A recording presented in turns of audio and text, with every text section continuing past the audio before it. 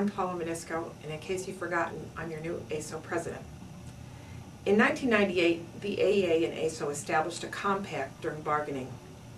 Those Aeaso members involved in writing the compact understood that it was written to deal with an interest AEA management, AEA leadership, and Aeaso shared.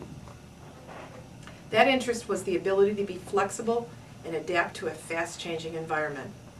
The compact was seen by Aeaso and the managers directly involved in the negotiations as a transitional document that would allow for change.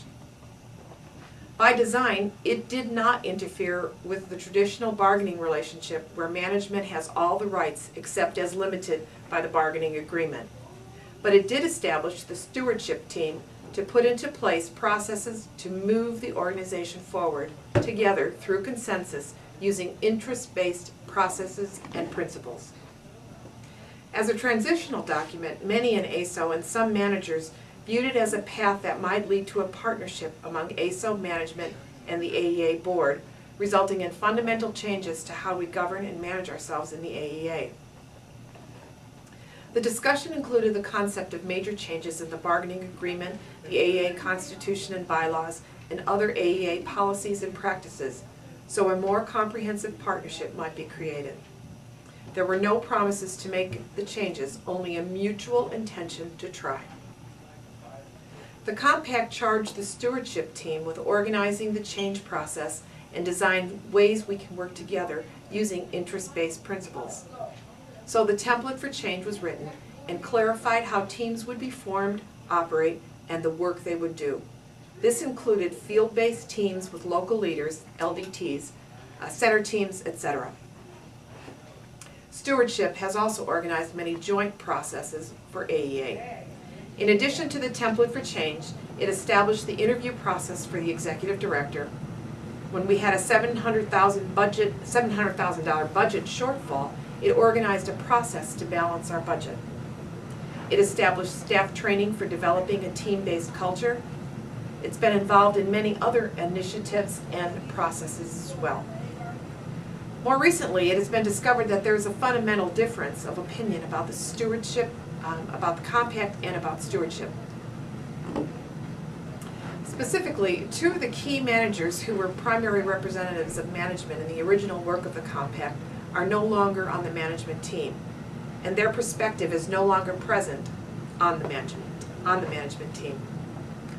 The AEA leadership does not agree that the compact was a transitional document intended to fundamentally change the nature of the relationship to a partnership, possibly including changes in management rights, the AEA constitution, etc. It has been made clear through recent discussions that that was never the understanding of the board or officers. The idea that stewardship, since it was using an interest-based approach, was a consensus decision-making body, as were the team organized by the template for change, are not also accepted as being legitimate by the AEA board or officers. The recent work on the decision-making matrix in stewardship reflects this view as it defines decision-making in accordance with the AEA constitution and bylaws and reflects the current views of the officers who under these documents have authority. It is also known that many Aeaso members have different views of the role of stewardship. Some are highly motivated by becoming a team-based organization, some are not. Some see consensus as a useful tool in decision-making, some do not. Some are comfortable with the traditional labor management rights that the union limits through bargaining, some want a partnership. On August 8th of this year, the outgoing and incoming Aeaso executive boards held a retreat and discussed a range of topics. One of our most engaging conversations dealt with Aeaso's continued partnership in stewardship. It was noted that for the last year, little was accomplished in stewardship and few attitudes were changed about the entire process. In fact, your assembled leadership team decided Aeaso should suspend participation in the upcoming August 26th session and poll our membership about continued participation in the stewardship process. On August 13th, Will Moore and I attempted to meet alone with Cheryl to discuss suspension of Aeaso's participation.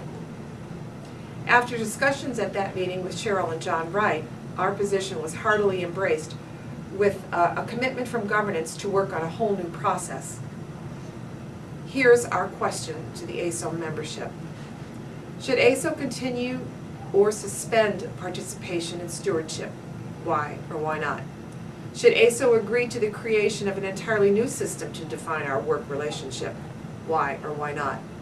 Should Aeaso decline participation in the creation of a new system and use our current contract to define our work? Why or why not? Now we are asking that each office discuss these questions, list the pros and cons from each Aeaso member in your office, and be prepared to share that information with the Executive Board. On September 17th, Aeaso will hold a meeting at headquarters. Your attendance is encouraged, but we also realize that some of you may want to phone in your participation. We will make that option available as well. At that time, we will discuss the feedback received from each office and start to determine Aeaso's direction on this matter. I thank you for your time, your feedback on this issue, which is to come, and most of all, thank you for your membership and your continued participation in Aeaso.